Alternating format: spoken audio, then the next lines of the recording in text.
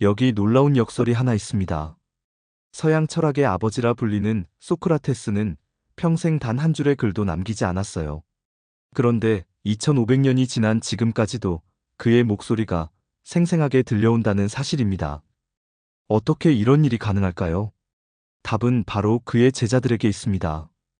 플라톤, 크세노폰, 알키비아데스. 이들은 모두 소크라테스와의 만남을 통해 인생이 완전히 바뀐 사람들이었어요. 그리고 그들이 스승의 가르침을 기록하고 실천함으로써 소크라테스는 불멸이 되었습니다. 생각해보세요. 만약 플라톤이 없었다면 우리는 소크라테스를 알 수 있었을까요? 만약 크세노폰이 소크라테스의 추억을 쓰지 않았다면, 만약 알키비아데스의 파란만장한 삶이 없었다면, 소크라테스는 아마 역사 속에서 잊혀진 한 명의 아테네 시민으로 남았을 것입니다. 하지만 여기서 더 흥미로운 사실은 이 제자들이 각자 완전히 다른 방식으로 스승을 기억하고 기록했다는 점입니다. 플라톤의 소크라테스는 이상주의적 철학자였고, 크세노폰의 소크라테스는 실용적 도덕교사였으며, 알키비아데스에게는 매혹적인 정신적 연인이었어요. 그렇다면 진짜 소크라테스는 누구였을까요? 세 명의 제자가 모두 거짓말을 한 걸까요?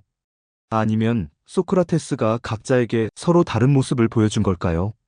사실 이것이야말로 소크라테스의 위대함을 보여주는 증거일지도 모릅니다. 그는 획일적인 교육으로 제자들을 똑같이 만들려 하지 않았어요. 대신 각자의 개성과 재능에 맞는 방식으로 가르쳤고, 그 결과 각각 다른 분야에서 위대한 업적을 남긴 제자들을 길러낸 것이죠. 여러분도 혹시 이런 경험이 있나요? 같은 선생님에게 배웠는데도 친구들은 모두 다른 것을 기억하고 있는 경우 말이에요. 진정한 스승은 각자에게 필요한 것을 주는 사람이라고 할 수 있습니다. 오늘 우리가 만날 세 명의 제자는 단순히 소크라테스의 학생이 아니었어요. 그들은 스승의 정신적 유산을 각자의 방식으로 발전시킨 창조자들이었습니다. 플라톤은 철학을, 크세노폰은 역사를, 알키비아데스는 정치를 통해 스승의 가르침을 세상에 퍼뜨렸어요. 그런데 여기서 한 가지 미스터리가 있습니다.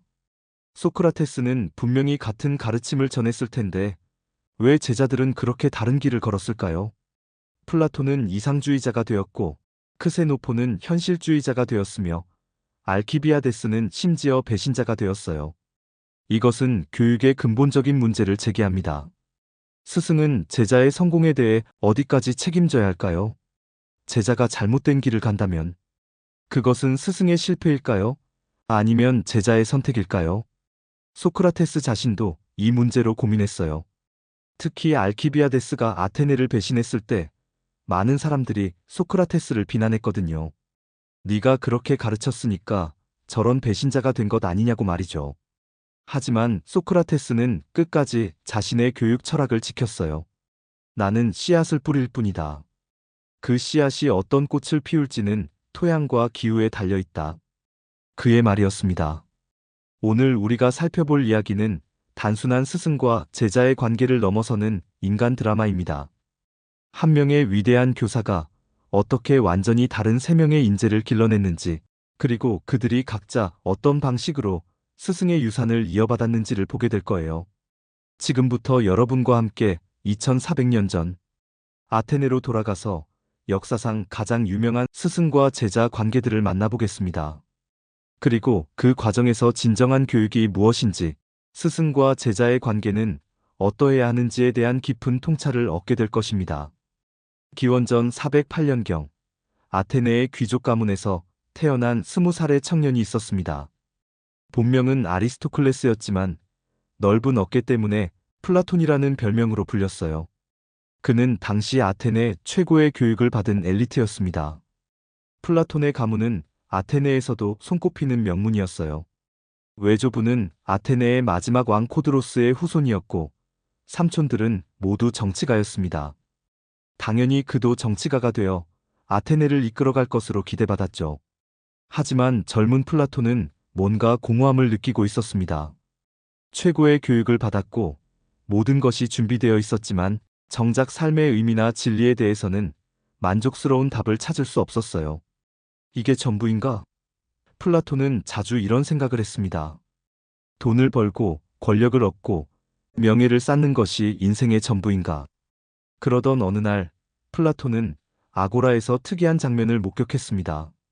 한 중년 남자가 젊은이들에게 둘러싸여 대화를 나누고 있는 모습이었어요. 다른 철학자들과는 달리 그는 강의를 하는 것이 아니라 질문을 던지고 있었습니다.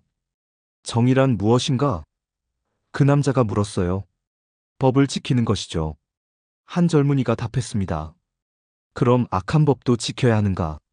아니요, 그건. 그렇다면 정의는 법과는 다른 무엇인가? 플라톤은 이 대화에 깊이 매료되었어요. 지금까지 받은 어떤 교육보다도 이 질문들이 자신의 마음을 움직였거든요. 그는 조심스럽게 그 무리에 다가갔습니다. 저도 들어도 될까요? 플라톤이 물었어요. 소크라테스는 플라톤을 따뜻하게 맞이했습니다. 물론이다, 젊은이. 진리를 찾는 데에는 나이나 신분이 중요하지 않으니까. 이것이 서양 철학사에서 가장 중요한 만남 중 하나였습니다. 스승 소크라테스와 제자 플라톤의 만남 말이죠. 플라톤은 소크라테스의 대화법에 완전히 매료되었어요. 지금까지 받은 교육은 대부분 일방적인 지식 전달이었는데 소크라테스는 달랐습니다. 그는 플라톤 스스로 생각하게 만들었어요. 플라톤, 너는 아름다움이 무엇이라고 생각하나? 소크라테스가 물었습니다. 아름다운 사람이나 아름다운 물건을 보면 알 수 있지 않나요? 그럼 아름다운 사람과 아름다운 물건 사이에 공통점이 있을까? 그런 것 같기도 하고. 그렇다면 그 공통점이야말로 진정한 아름다움이 아닐까? 이런 대화를 통해 플라톤은 점차 현상 너머의 본질을 탐구하는 법을 배웠어요. 이것이 후에 그의 유명한 이데아, 이론의 바탕이 되었습니다. 소크라테스는 플라톤의 뛰어난 재능을 일찌감치 알아봤어요. 하지만 그를 특별 대우하지는 않았습니다. 오히려 더 까다로운 질문들을 던졌어요. 플라톤, 너는 귀족 출신이니까 정치를 할 생각이겠지? 네, 그럴 계획입니다. 그럼 좋은 정치가가 되려면 무엇이 필요할까? 지혜와 덕이 필요하겠죠. 좋다. 그럼 지혜란 무엇이고 덕이란 무엇인가? 플라톤은 대답할 수 없었어요. 평생 당연하게 여겨왔던 개념들이 그렇게 모호한 것인지 처음 깨달았거든요. 소크라테스와의 만남은 플라톤의 인생 계획을 완전히 바꾸어 놓았습니다. 정치가가 되려던 계획을 포기하고 철학자의 길을 선택한 것이죠. 어머니, 저는 정치를 하지 않겠습니다. 플라톤이 집에서 선언했어요. 무슨 소리냐? 우리 가문은 대대로. 저는 진리를 찾고 싶어요. 소크라테스 선생님과 함께 철학을 공부하겠습니다. 가족들은 반대했지만 플라톤의 의지는 확고했어요. 그는 매일 소크라테스를 찾아가서 대화를 나누었습니다. 플라톤이 특별했던 점은 단순히 소크라테스의 말을 듣는데 그치지 않고 그것을 기록했다는 것이었어요. 소크라테스는 글을 쓰지 않았지만 플라톤은 스승의 모든 대화를 세심하게 기록했습니다. 선생님, 이런 중요한 대화들을 기록해 두어야 하지 않을까요? 플라톤이 제안했어요. 왜 그래야 한다고 생각하나? 후세 사람들도 이런 지혜를 배울 수 있도록 말입니다. 흥미로운 생각이군. 하지만 글로 쓴 것이 살아있는 대화만큼 효과적일까? 이런 대화를 통해 플라톤은 글의 장단점에 대해 깊이 생각하게 되었어요. 그리고 결국 대화 형식의 글을 쓰기로 결심했습니다. 마치 독자가 실제 대화에 참여하는 것 같은 느낌을 주려고 했던 것이죠. 플라톤의 기록 덕분에 우리는 오늘날까지도 소크라테스의 목소리를 들을 수 있게 되었어요. 변명, 크리톤, 파이돈, 국가 등 플라톤이 쓴 대화편들은 모두 소크라테스를 주인공으로 한 작품들입니다. 하지만 여기서 한 가지 주의할 점이 있어요. 시간이 지나면서 플라톤은 소크라테스의 입을 빌어 자신의 철학을 펼치기 시작했습니다. 초기 작품들은 실제 소크라테스의 가르침에 가깝지만 후기 작품들은 플라톤 자신의 사상이 더 많이 반영되어 있어요.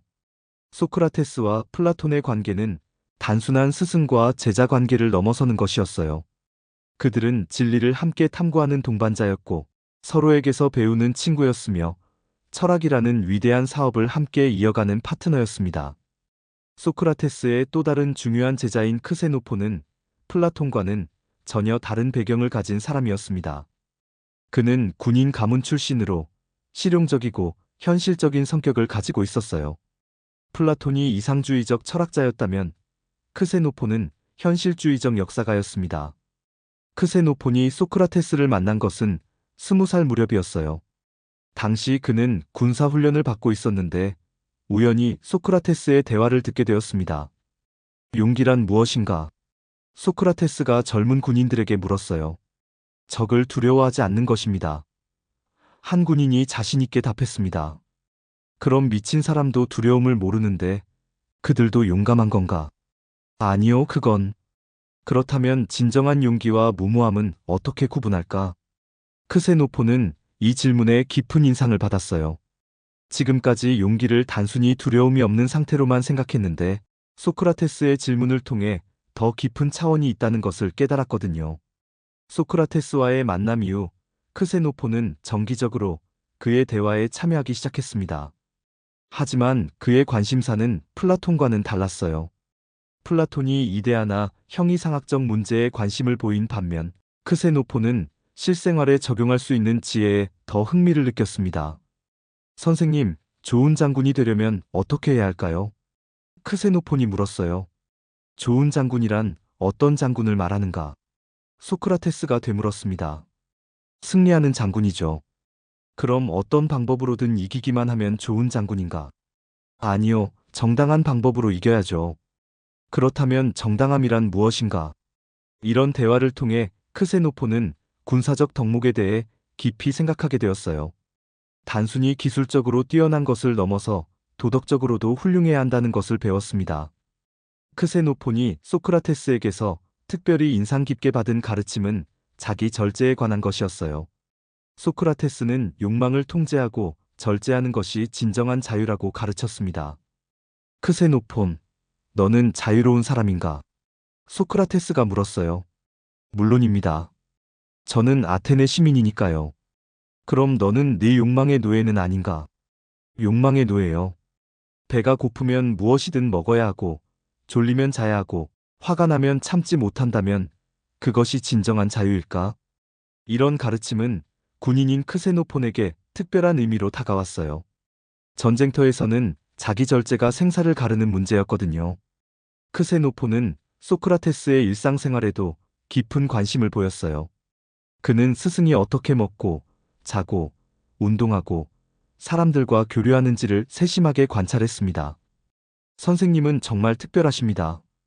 크세노폰이 어느 날 말했어요.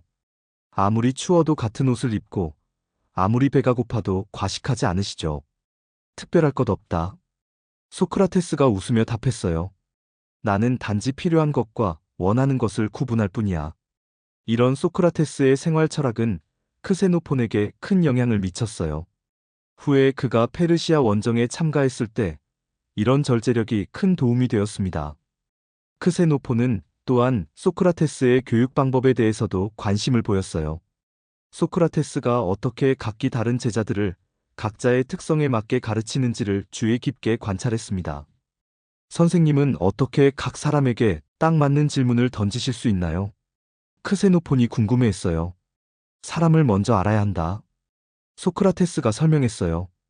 그 사람이 무엇을 원하고, 무엇을 두려워하고, 어떤 꿈을 가지고 있는지 알면 어떤 질문이 필요한지 보인다. 크세노폰은 페르시아 원정에 참가하면서 소크라테스와 헤어져야 했어요. 하지만 그는 항상 스승의 가르침을 마음에 새기고 있었습니다. 원정에서 돌아온 후 크세노폰은 소크라테스의 추억이라는 책을 썼어요. 이 책은 플라톤의 대화편과는 다른 관점에서 소크라테스를 그린 귀중한 자료입니다. 크세노폰이 기록한 소크라테스는 고상한 철학자라기보다는 실용적 지혜를 가진 생활의 스승이었어요. 그는 소크라테스가 어떻게 일상의 문제들을 해결했는지, 어떻게 사람들과 관계를 맺었는지, 어떻게 어려움을 극복했는지를 구체적으로 기록했습니다. 소크라테스는 추상적인 이론을 말하는 사람이 아니었다. 크세노폰이 썼어요. 그는 삶을 어떻게 살아야 하는지를 몸소 보여주는 사람이었다. 크세노폰의 기록 덕분에 우리는 소크라테스의 인간적인 면모를 더 잘 알 수 있게 되었어요. 플라톤이 이상적인 철학자로서의 소크라테스를 보여줬다면 크세노폰은 현실적인 삶의 스승으로서의 소크라테스를 보여준 것이죠. 소크라테스의 제자들 중에서 가장 복잡하고 극적인 인물은 알키비아데스였습니다. 그는 아테네 최고의 명문가 출신으로 뛰어난 외모와 재능, 그리고 무한한 야망을 가진 청년이었어요. 하지만 그의 인생은 승리와 배신, 영광과 몰락이 교차하는 드라마 같은 것이었습니다. 알키비아데스가 소크라테스를 처음 만난 것은 16살 때였어요. 당시 그는 이미 아테네에서 가장 주목받는 젊은이 중 하나였습니다. 뛰어난 외모에 부유한 집안, 그리고 탁월한 웅변 실력까지 갖춘 그는 모든 사람의 관심을 받았어요. 하지만 알키비아데스는 뭔가 공허함을 느끼고 있었습니다. 모든 것을 가진 것 같았지만 정작 자신이 누구인지, 무엇을 원하는지는 확실하지 않았거든요. 나는 모든 사람의 사랑을 받고 있지만 진정으로 나를 이해하는 사람은 없는 것 같다. 알키비아데스가 친구에게 털어놓았어요. 그러던 어느 날 알키비아데스는 아고라에서 소크라테스를 만났습니다. 다른 어른들과는 달리 소크라테스는 그의 외모나 출신에 전혀 관심을 보이지 않았어요. 대신 그의 영혼에 관심을 보였습니다. 알키비아데스, 너는 정치가가 되고 싶다고 들었는데 정치란 무엇인가? 소크라테스가 물었어요. 나라를 다스리는 것이죠. 알키비아데스가 자신 있게 답했습니다.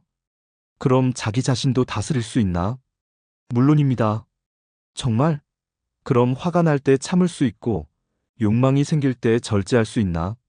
알키비아데스는 갑자기 말문이 막혔어요.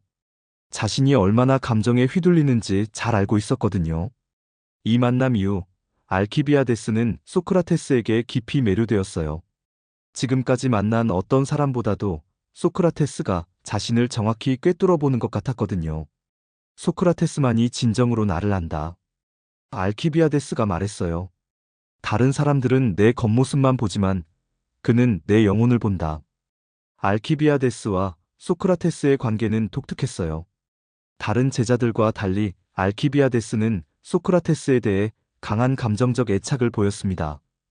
때로는 애인처럼, 때로는 라이벌처럼 행동했어요. 한 번은 알키비아데스가 소크라테스를 유혹하려 시도한 적도 있었습니다. 하지만 소크라테스는 단호하게 거절했어요. 알키비아데스, 너는 내 몸을 원하지만 나는 내 영혼을 원한다. 소크라테스가 말했어요. 육체적 아름다움은 시간이 지나면 사라지지만 영혼의 아름다움은 영원하다. 이런 소크라테스의 태도는 알키비아데스에게 큰 충격을 주었어요. 지금까지 모든 사람이 자신의 외모에 반했는데 소크라테스만은 달랐거든요. 소크라테스는 알키비아데스의 재능을 인정하면서도 그의 위험성을 경고했어요. 야망이 지나치면 파멸로 이어질 수 있다는 것을 알고 있었거든요. 알키비아데스, 너는 큰 그릇이다. 소크라테스가 말했어요. 하지만 큰 그릇일수록 조심해야 한다. 독을 담으면 더 많은 사람이 죽는다. 무슨 말씀인지 모르겠어요. 저는 아테네를 위해 일하고 싶을 뿐입니다. 진정 아테네를 위해서인가? 아니면 내 자신의 영광을 위해서인가? 이런 질문들이 알키비아데스를 불편하게 만들었어요. 소크라테스는 그의 숨겨진 동기까지 꿰뚫어 보는 것 같았거든요. 하지만 알키비아데스는 소크라테스의 경고를 진지하게 받아들이지 않았어요. 오히려 자신의 능력을 과신하게 되었습니다. 선생님은 너무 조심스러우세요. 알키비아데스가 말했어요. 때로는 과감하게 도전해야 하는 법입니다. 과감함과 무모함은 다르다. 소크라테스가 경고했어요. 진정한 용기는 위험을 모르는 것이 아니라 위험을 알면서도 옳은 일을 하는 것이다. 알키비아데스는 젊은 시절 소크라테스와 많은 시간을 보냈어요. 함께 체육관에서 운동하고 심포지움에 참석하고 철학적 대화를 나누었습니다. 하지만 시간이 지나면서 그는 점차 정치에 더 많은 관심을 보이기 시작했어요. 선생님, 저는 이제 정치에 뛰어들려고 합니다. 알키비아데스가 25살이 되었을 때 말했어요. 준비가 되었다고 생각하나? 충분히 준비되었습니다. 제가 무엇을 모르겠나요? 가장 중요한 것을 모른다. 소크라테스가 슬픈 표정으로 말했어요. 너 자신을 모른다. 하지만 알키비아데스는 이미 결심을 굽힐 생각이 없었어요. 그는 아테네 정치계에 화려하게 데뷔했고 곧 젊은 지도자로 주목받기 시작했습니다. 처음에는 순조로웠어요.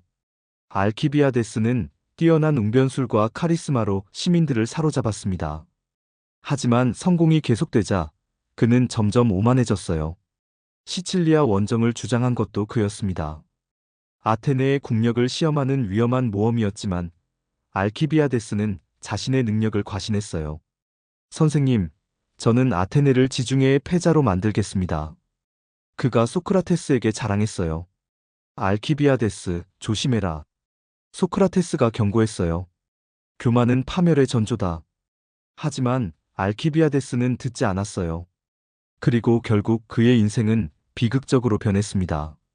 시칠리아 원정 직전에 헤르메스 신상 파괴 사건에 연루되어 아테네에서 추방당했고 절망한 나머지 스파르타로 망명했어요. 스파르타에서 알키비아데스는 아테네의 비밀을 누설하며 조국을 배신했습니다. 이는 소크라테스에게 큰 상처를 주었어요. 내가 그를 잘못 가르쳤나? 소크라테스가 자책했어요. 아니면 처음부터 구원할 수 없는 영혼이었던 걸까? 하지만 소크라테스는 끝까지 알키비아데스를 포기하지 않았어요. 언젠가는 자신의 잘못을 깨닫고 돌아올 것이라고 믿었습니다.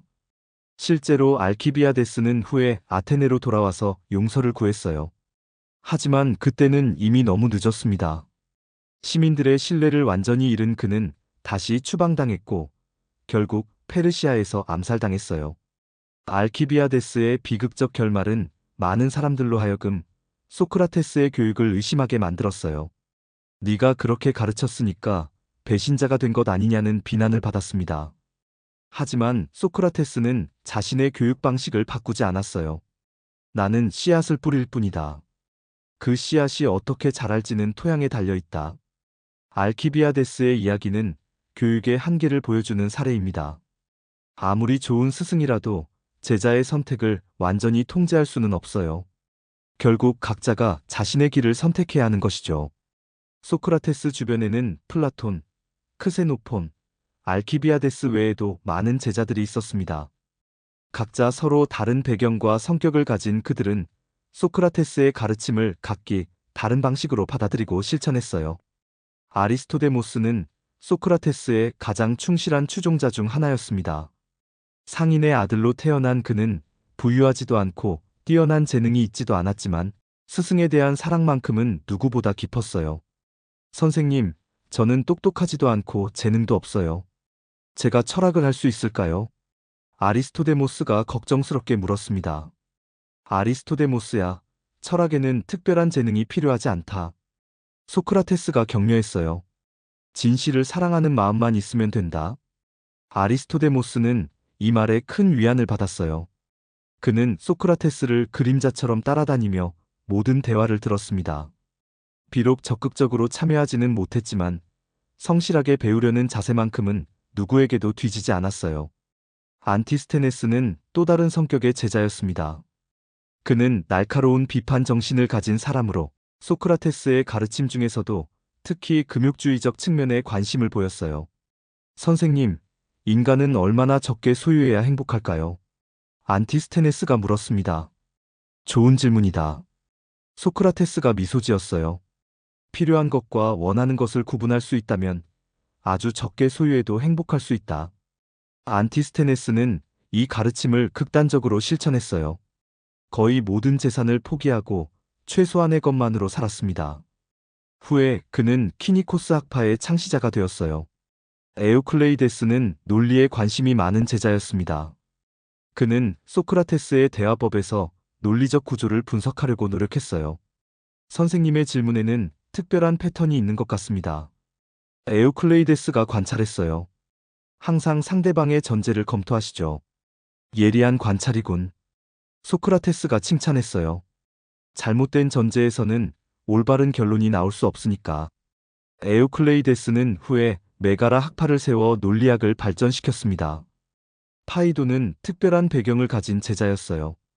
그는 원래 노예였는데 소크라테스가 그의 재능을 알아보고 자유를 주었습니다. 파이돈, 자유가 어떤 느낌인가?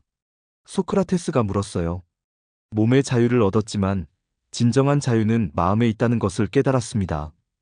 파이돈이 답했어요. 훌륭한 깨달음이다.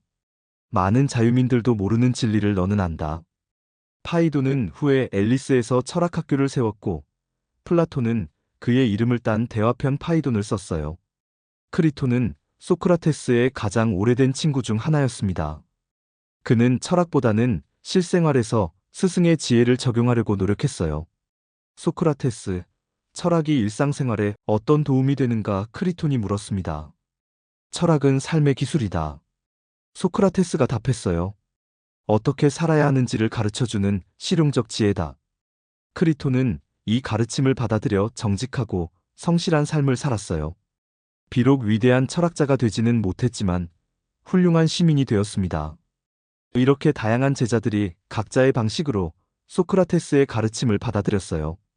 어떤 이는 형이상학자가 되었고, 어떤 이는 윤리학자가 되었으며, 어떤 이는 논리학자가 되었습니다. 또 어떤 이는 단순히 더 나은 인간이 되었어요.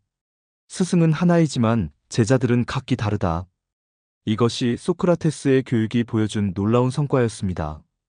획일적으로 만들지 않고 각자의 개성을 살려주는 교육이었던 것이죠.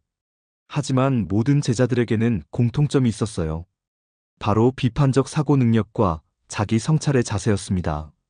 소크라테스는 이 두 가지를 모든 제자에게 심어주었어요. 질문하는 법을 배운 사람은 평생 배울 수 있다. 소크라테스의 말처럼 그의 제자들은 모두 평생 학습자가 되었습니다. 소크라테스의 교육 방식은 당시로서는 매우 혁신적이었습니다. 다른 교육자들이 지식을 일방적으로 전달하려 했다면 소크라테스는 학습자가 스스로 깨달을 수 있도록 도왔어요. 그의 교육 철학의 핵심은 삼파술이었습니다.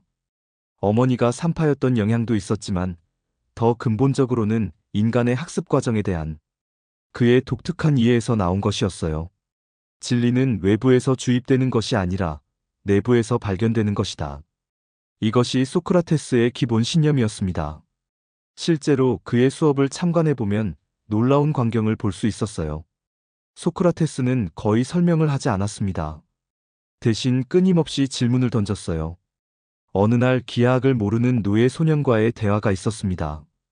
이 정사각형의 넓이가 4라면 넓이가 8인 정사각형을 그릴 수 있겠나?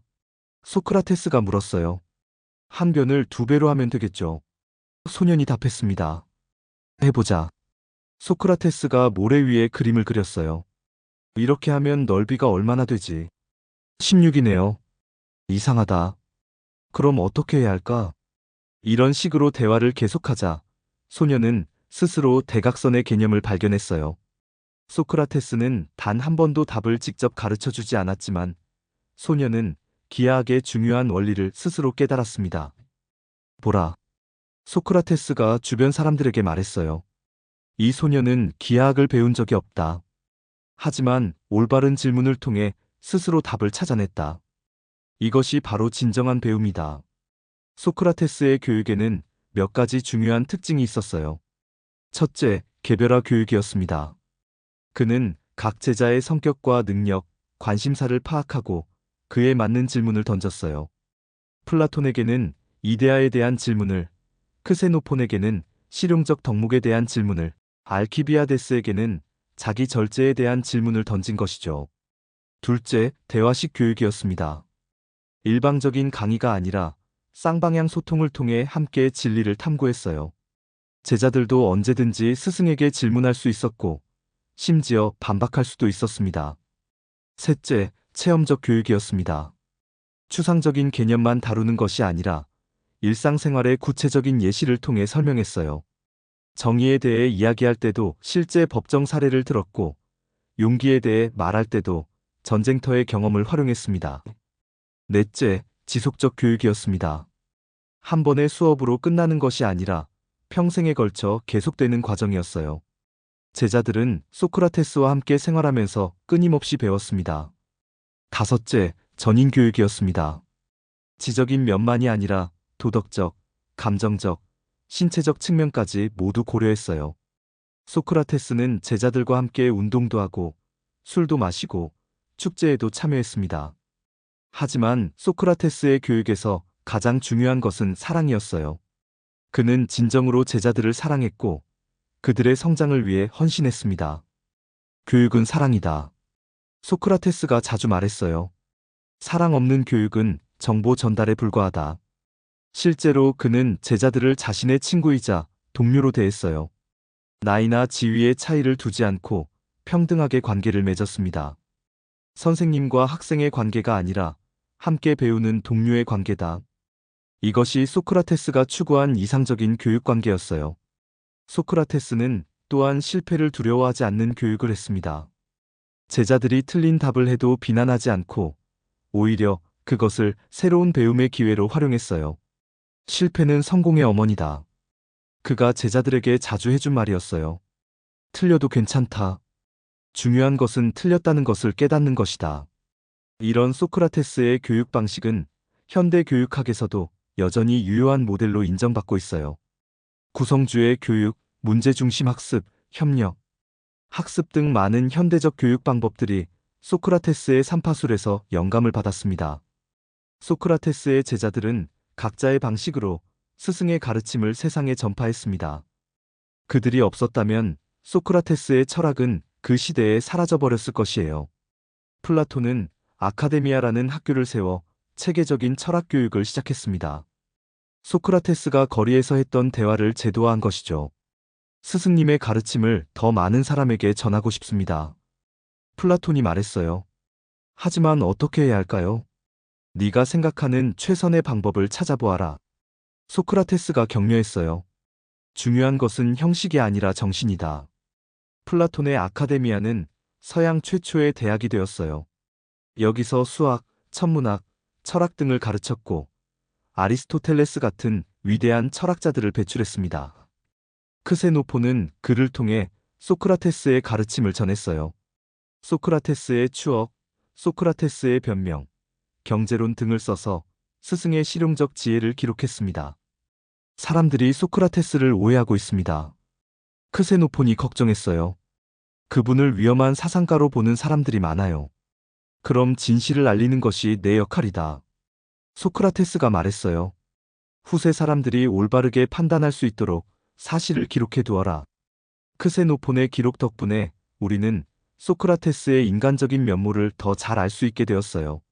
안티스테네스는 키니코스 학파를 창시하여 소크라테스의 금욕주의적 측면을 발전시켰습니다. 그는 물질적 욕망을 버리고 정신적 자유를 추구하는 삶을 실천했어요. 진정한 부자는 적게 소유하는 사람이다. 안티스테네스가 가르쳤어요. 많이 원하는 사람은 아무리 많이 가져도 가난하다. 에우클레이데스는 메가라 학파를 세워 논리학을 발전시켰습니다. 소크라테스의 대화법에서 논리적 구조를 추출하여 체계화한 것이죠. 올바른 사고에는 올바른 방법이 필요하다. 에우클레이데스가 강조했어요. 논리적 오류를 피하는 법을 배워야 한다. 이처럼 각 제자들이 소크라테스의 서로 다른 측면을 발전시키면서 그의 사상은 다양한 철학 학파로 뻗어나갔어요. 플라톤 학파, 키니코스 학파, 메가라 학파, 스토아 학파 등이 모두 소크라테스에서 출발한 것입니다. 하지만 제자들이 전한 것은 단순한 지식이 아니었어요. 그들은 소크라테스의 정신, 즉 진리를 사랑하고 끊임없이 질문하며 자신을 성찰하는 태도를 전했습니다. 선생님이 우리에게 준 가장 큰 선물은 의문을 품는 용기였습니다. 플라톤이 회고했어요. 당연하게 여겨지는 것들에 대해 정말 그럴까라고 물어볼 수 있게 해주셨어요. 제자들은 또한 소크라테스의 교육 방법도 전수했어요. 일방적으로 가르치는 대신 질문을 통해 스스로 깨닫게 하는 방식을 계속 사용했습니다. 가르치는 것이 아니라 배우게 하는 것이다. 이것이 소크라테스 학파의 공통된 교육 철학이 되었어요. 제자들의 노력 덕분에 소크라테스의 영향력은 그리스를 넘어 로마로 그리고 전 세계로 퍼져나갔습니다. 기독교 신학자들도 소크라테스의 방법을 활용했고 이슬람 철학자들도 그에게서 영감을 받았어요. 중세 유럽의 대학들에서는 소크라테스식 문답법이 주요 교육 방법이 되었고 근대에 와서는 과학적 방법론의 기초가 되었습니다. 한 사람의 스승이 온 세상의 스승이 되었다. 이것이 소크라테스와 그의 제자들이 만들어낸 기적이었어요. 석양이 아크로폴리스를 물들이는 어느 날 저녁, 늙은 소크라테스는 제자들에게 둘러싸여 앉아 있었습니다.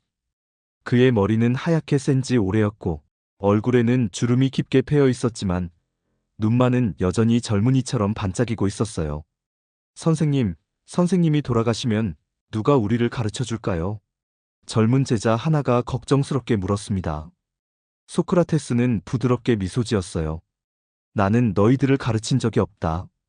다만 함께 배웠을 뿐이다. 하지만 선생님이 없으면 내가 없어도 너희들은 계속 배울 수 있다. 소크라테스가 확신에 찬 목소리로 말했어요. 왜냐하면 진짜 선생은 너희들 안에 있기 때문이다. 무슨 말씀인가요? 내가 너희에게 준 것은 질문하는 법이다.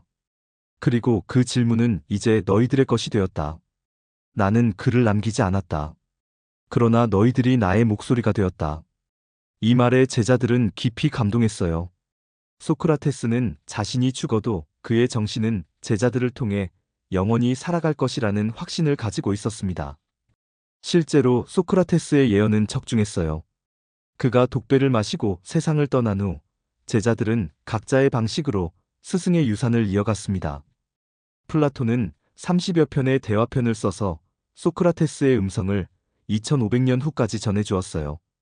변명에서 들려오는 소크라테스의 목소리는 지금도 우리의 가슴을 뛰게 만듭니다. 검토되지 않은 삶은 살 가치가 없다. 플라톤이 기록한 소크라테스의 이 말은 오늘날에도 수많은 사람들에게 삶의 지침이 되고 있어요. 크세노포는 소크라테스의 추억을 통해 스승의 일상적인 모습을 생생하게 그려냈어요. 덕분에 우리는 소크라테스를 고상한 철학자가 아닌 친근한 인간으로 만날 수 있게 되었습니다. 알키비아데스는 비록 비극적인 결말을 맞았지만 그의 삶 자체가 소크라테스 교육의 한계와 인간, 본성의 복잡함을 보여주는 살아있는 교훈이 되었어요. 완벽한 교육이란 존재하지 않으며 결국 각자가 자신의 선택에 책임져야 한다는 것을 보여준 것이죠. 다른 제자들도 각자의 방식으로 스승의 정신을 계승했어요. 안티스테네스의 키니코스 학파는 후에 스토아 철학의 바탕이 되었고 에우클레이데스의 메가라 학파는 논리학 발전에 기여했습니다. 스승은 제자 속에 산다. 이것이 소크라테스가 보여준 교육의 진정한 의미였어요. 그는 자신의 생각을 제자들에게 강요하지 않았습니다. 대신 그들이 스스로 생각할 수 있는 능력을 길러주었어요. 현대에 와서도 소크라테스의 영향력은 계속되고 있습니다. 세계 곳곳의 교실에서 교사들이 소크라테스식 문답법을 사용하고 있고 법정에서는 변호사들이 소크라테스식 반박을 구사하고 있어요. 심리치료 분야에서도 소크라테스의 방법이 활용됩니다. 치료사가 환자에게 직접 답을 주는 대신 질문을 통해 스스로 깨달을 수 있도록 돕는 소크라테스식 질문법이 널리 사용되고 있어요. 기업 경영에서도 마찬가지입니다. 소크라테스식 리더십이라는 개념이 있을 정도로 부하 직원들에게 일방적으로 지시하는 대신 질문을 통해 스스로 답을 찾게 하는 경영 스타일이 주목받고 있습니다. 좋은 질문이 좋은 답보다 중요하다. 현대 경영학의 이 격언도 사실은 소크라테스에서 비롯된 것이에요. 교육 분야에서는 더욱 직접적인 영향을 미치고 있습니다. 단순히 지식을 전달하는 교육에서 벗어나 학생들이 스스로 생각하고 탐구할 수 있도록 돕는 교육으로 패러다임이 바뀌고 있거든요. 물고기를 주지 말고 물고기 잡는 법을 가르쳐라는 말이 있듯이 소크라테스는 2500년 전에 이미 이런 교육의 본질을 깨닫고 있었어요. 정치 분야에서도 소크라테스의 영향은 계속되고 있습니다. 민주주의의 기본 전제인 시민들이 스스로 판단할 수 있는 능력을 가지고 있다는 믿음은 소크라테스의 교육 철학과 맥을 같이 합니다. 하지만 무엇보다 중요한 것은 개인적 차원에서의 영향입니다. 소크라테스가 보여준 자신을 알라, 질문하라, 겸손하라는 메시지는 오늘날에도 여전히 유효해요. 현대인들은 너무 많은 정보에 둘러싸여 있습니다. 인터넷을 통해 무한한 지식에 접근할 수 있지만 정작 그 지식들을 어떻게 판단하고 활용해야 할지는 모르는 경우가 많아요. 이런 시대에 소크라테스의 나는 내가 모른다는 것을 안다는 태도는 더욱 소중해집니다. 성급하게 결론을 내리지 않고 계속 질문하고 탐구하는 자세 말이죠. 소셜미디어 시대에는 더욱 그렇습니다. 모든 사람이 자신의 의견을 당당하게 주장하는 시대에 나도 틀릴 수 있다는 겸손함을 가지는 것이 얼마나 어려운 일인가요?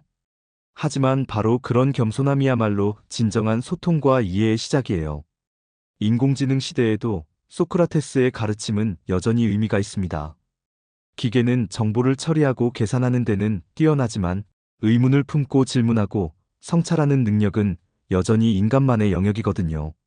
좋은 질문을 던지는 능력이야말로 AI 시대에 인간이 가져야 할 핵심 역량이라고 많은 전문가들이 말합니다. 그리고 좋은 질문은 소크라테스가 가르쳐준 것처럼 모른다는 인정에서 시작돼요. 환경 문제, 사회 불평등, 국제 갈등 등 현대 사회의 복잡한 문제들을 해결하는데도 소크라테스의 방법이 도움이 될 수 있어요.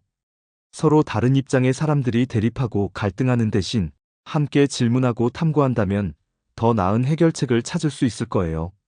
우리는 적이 아니라 함께 무지와 싸우는 동료다. 소크라테스가 현대인들에게 해주고 싶은 말일 것입니다. 개인의 성장 측면에서도 소크라테스의 가르침은 여전히 유효합니다.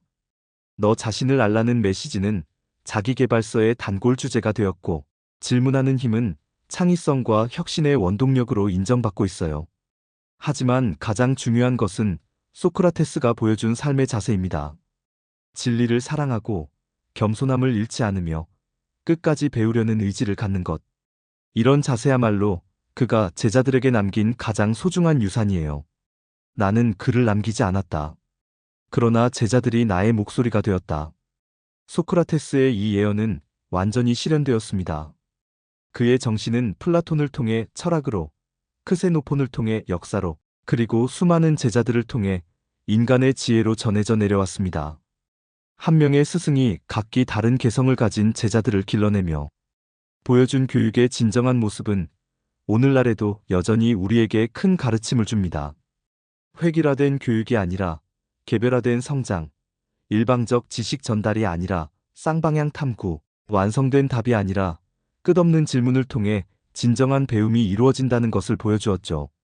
소크라테스는 육신으로는 이 세상을 떠났지만 그의 정신은 제자들과 그들의 제자들, 그리고 오늘날 우리 모두 속에서 영원히 살아 숨쉬고 있습니다.